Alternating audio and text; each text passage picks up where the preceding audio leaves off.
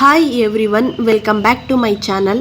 ನಾನು ಆಲ್ರೆಡಿ ನನ್ನ 7 month growth ಸ್ಕ್ಯಾನಿಂಗ್ದು ಒಂದು ಲಾಗ್ನೇ ಅಪ್ಲೋಡ್ ಮಾಡಿದ್ದೆ. ಬಟ್ ಕೆಲವೊಂದಷ್ಟು ಜನ ರಿಪೋರ್ಟ್ ತೋರಿಸಿ ಅಂತ ಕಮೆಂಟ್ ಮಾಡಿದ್ರಿ. ಸೊ ಹಂಗಾಗಿ ನಾನು ಈ ವಿಡಿಯೋನ ಅಪ್ಲೋಡ್ ಮಾಡ್ತಾ ಇದ್ದೀನಿ.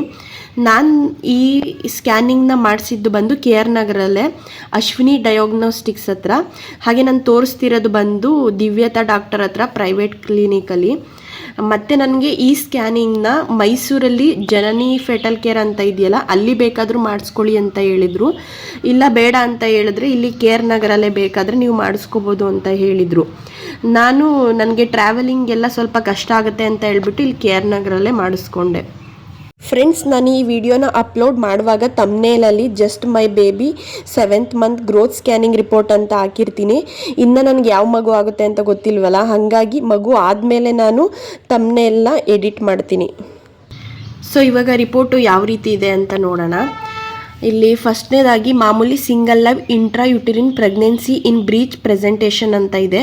ಅಂದರೆ ಇನ್ನು ಮಗು ಬ್ರೀಚ್ ಪ್ರೆಸೆಂಟೇಷನಲ್ಲೇ ಇದೆ, ಸೆಫಾಲಿಕ್ ಪ್ರೆಸೆಂಟೇಷನ್ಗೆ ಬಂದಿಲ್ಲ. ಅಂದರೆ ಮಗುದು ತಲೆ ಕೆಳಗಡೆ ಆಗಿಲ್ಲ, ಇನ್ನು ಮೇಲೆ ಇದೆ, ಕಾಲ್ಗಳು ಕೆಳಗಡೆ ಅಂತ ಇದೆ.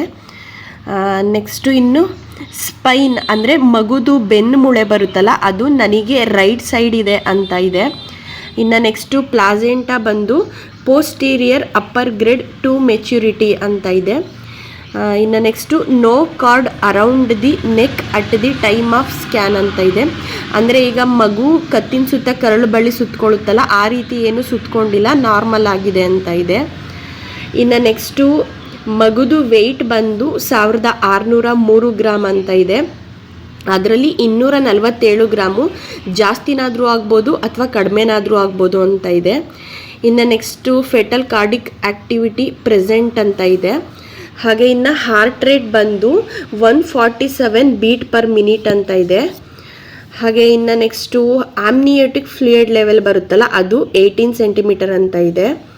ಇನ್ನು next fetal tone is good ಅಂತ ಇದೆ. ಹಾಗೆ fetal breathing movement are normal ಅಂತ ಇದೆ.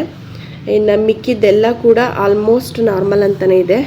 ಹಾಗೆ ಈ ಕಡೆ ಇಲ್ಲಿ heart rate, amniotic fluid level ಮತ್ತು ಟೋನು, ಮೂಮೆಂಟ್ಸು, ಬ್ರೀತಿಂಗು ಇದೆಲ್ಲ ಕೂಡ ಕಂಪ್ಲೀಟಾಗಿ ನಾರ್ಮಲ್ ಅಂತಲೇ ಇದೆ. ಹಾಗೆ ಇಲ್ಲಿ single live intrauterine fetus corresponding to 30 weeks 1 day of gestation in breech presentation ಅಂತ ಇದೆ.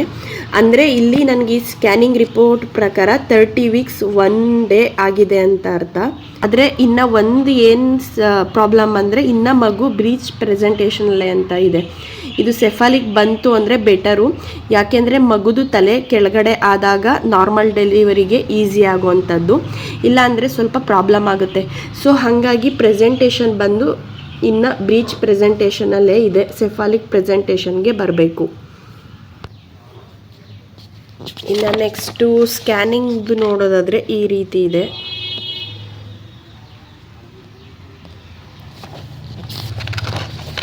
ನೆಕ್ಸ್ಟು ಇಲ್ಲಿ ಸೇಮ್ ಎಲ್ಲ ಅವಾಗಲ್ಲಿ ಏನು ಹೇಳಿದ್ದೆ ಅದೇ ಇದೆ ಇದರಲ್ಲೂ ಇನ್ಫಾರ್ಮೇಷನ್ನು. ಈ ರಿಪೋರ್ಟ್ ಪ್ರಕಾರ ನನಗೆ ಡೆಲಿವರಿ ಡೇಟ್ ಬಂದು September 1st week ಅಂತ ಬಂದಿದೆ. ನೋಡೋಣ ಅದು ಯಾವ ರೀತಿ ಚೇಂಜಸ್ ಆಗುತ್ತಾ ಏನಾಗುತ್ತೆ ಅಂತ ಗೊತ್ತಿಲ್ಲ. ಹಾಗೆ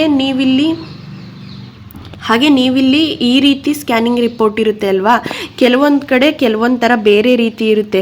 ಇಲ್ಲಿ ಈ ರೀತಿ ರಿಪೋರ್ಟ್ ಇದ್ದರೆ ಬೇರೆ ಕಡೆ ಸ್ಕ್ಯಾನಿಂಗ್ ಮಾಡಿಸಿದಾಗ ಅಲ್ಲಿ ಸ್ವಲ್ಪ ಚೇಂಜಸ್ ಆಗುತ್ತೆ. ಅಂದರೆ ಇನ್ಫಾರ್ಮೇಷನ್ ಎಲ್ಲ ಸೇಮ್ ಇರುತ್ತೆ, ಬಟ್ ಸ್ವಲ್ಪ ಮಾತ್ರ ಚೇಂಜಸ್ ಇರುತ್ತೆ. ಕೆಲವೊಂದು ಕಡೆ ಹಾರ್ಟ್ ರೇಟೇ ಕೊಟ್ಟಿರಲ್ಲ, ಇನ್ನು ಕೆಲವೊಂದು ಕಡೆ ಪ್ಲಾಸೆಂಟಾನು ಮೆನ್ಷನ್ ಮಾಡಿರಲ್ಲ. ಹಂಗಂತ ಹೇಳ್ಬಿಟ್ಟು ನೀವು ಟೆನ್ಷನ್ ಮಾಡ್ಕೊಬೇಡಿ, ಇದೆ ನಮ್ಮದು ಮಾತ್ರ ಈ ರೀತಿ ಸ್ಕ್ಯಾನಿಂಗ್ ರಿಪೋರ್ಟ್ ಇದೆ, ಇವ್ರದ್ದು ನೋಡಿದ್ರೆ ಈ ರೀತಿ ಇದೆ ಅಂತ ಎಲ್ಲ ಅನ್ಕೋಬೇಡಿ. ಎಲ್ಲ ಸೇಮೇ ಇರುತ್ತೆ ರಿಪೋರ್ಟು, ಬಟ್ ಸ್ವಲ್ಪ ಮಾತ್ರ ಚೇಂಜಸ್ ಇರುತ್ತೆ. ಇನ್ನು ಬಿಟ್ಟರೆ ಈ ಸ್ಕ್ಯಾನಿಂಗ್ ಎಲ್ಲ ಸೇಮ್ ಇರುತ್ತೆ ಎಲ್ಲ ಕಡೆನೂ, ಇದರಲ್ಲಿ ಏನು ಚೇಂಜಸ್ ಇರಲ್ಲ. ನಮ್ಮದು ನೋಡಿದ್ರೆ ಈ ರೀತಿ ಇದೆ, ಅವ್ರದ್ದು ಆ ರೀತಿ ಇದೆ ಅಂತ ಅಂದ್ಕೋಬೇಡಿ.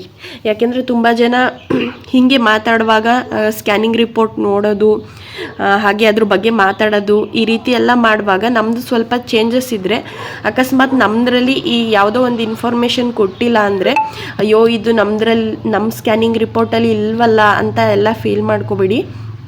ಆ ರೀತಿ ಏನೂ ಇರಲ್ಲ.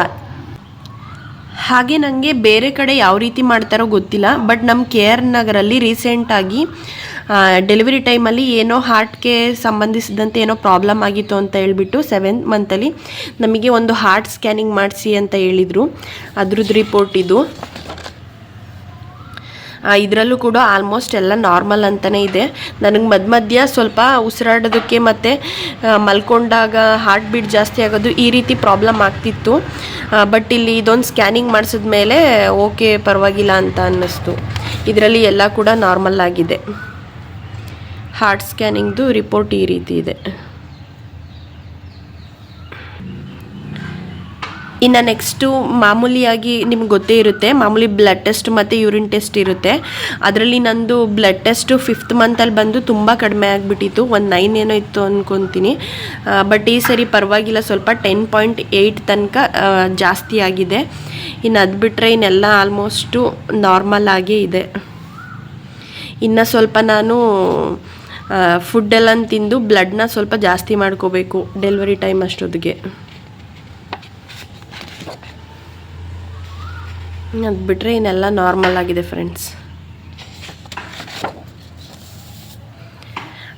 ಎಸ್ ಫ್ರೆಂಡ್ಸ್, ಇಷ್ಟೇ ಇದು 7th ಮಂತ್ದು ಗ್ರೋತ್ ಸ್ಕ್ಯಾನ್ದು ರಿಪೋರ್ಟ್. ಆಲ್ಮೋಸ್ಟ್ ನಾನು ಎಲ್ಲನೂ ಕವರ್ ಮಾಡಿದ್ದೀನಿ ಅಂದ್ಕೊತೀನಿ. ಈ ವಿಡಿಯೋನ ಇಲ್ಲಿಗೆ ಎಂಡ್ ಮಾಡ್ತಾಯಿದ್ದೀನಿ. ನಿಮ್ಗೇನಾದರೂ ಇದು ಯೂಸ್ಫುಲ್ ಅನಿಸಿದ್ರೆ ಲೈಕ್ ಮಾಡಿ, ಹಾಗೆ ಸಪೋರ್ಟ್ ಮಾಡಿ. Thank you.